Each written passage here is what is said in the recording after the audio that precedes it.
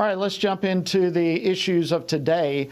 As violence against U.S. troops stationed in the Middle East continues to surge, the Biden administration has responded with some sort of incoherent strategy that has a lot of military officials frustrated.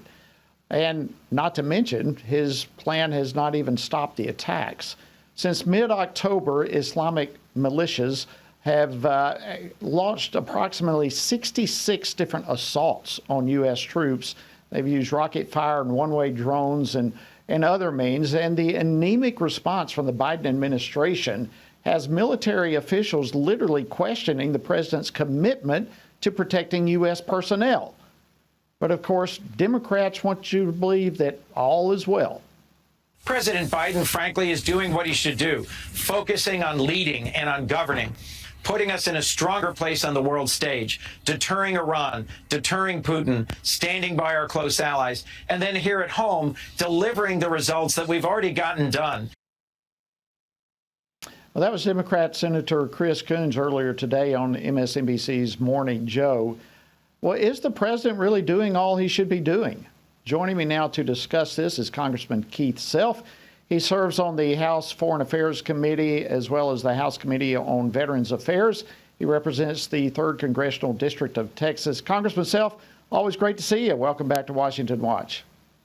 Thank you. Good to be here, Jody. All right, well, listen, before we discuss the attacks, let's go back to the hostage situation between Israel and Hamas. Are you hearing any updates on that? Where do we stand right now in regard to a possible pause in the fighting and the release of hostages?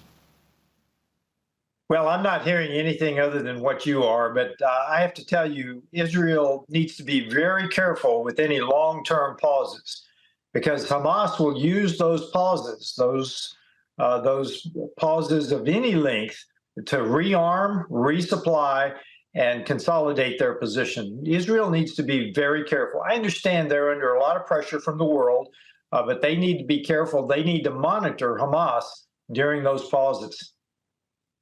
Yeah, and it's not just Hamas. I mean, as you say, the entire world. I would expect the UN and other the nations all over are probably going to escalate the pressure on Israel not to re-engage the war against the Hamas terrorists. So this is going to be a very interesting development, and I know we're going to be keeping our pulse on it for sure, as I'm sure you likewise will be doing.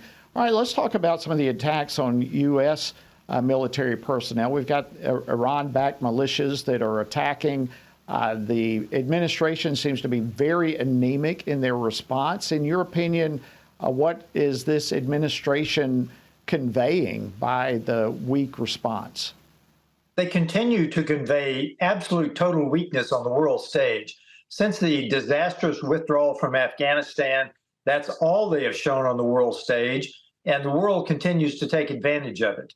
I will remind you again, we've had this conversation. When one contractor was killed under President Trump, he killed the #3 man in Iran, Soleimani. We need to go back to deterrence, understanding what deterrence is. They need to understand that we can do whatever we want to. We can target them. We need to convey that to them, and we need to make sure that we deter this sort of action. This weak response, this weak reaction after the fact has got to stop. We have got to send the message that we can target whoever we would like to target and deter any future action. Absolutely, and strength is what communicates to these people, and I agree. The response from this administration has not even slowed down the attacks against U.S. personnel, to the extent that we have military officials questioning the president's commitment to our own personnel. Something definitely needs to change. But I know you also are wanting to see some economic responses. Tell us about the resolution that you've introduced and how that could potentially be a big benefit.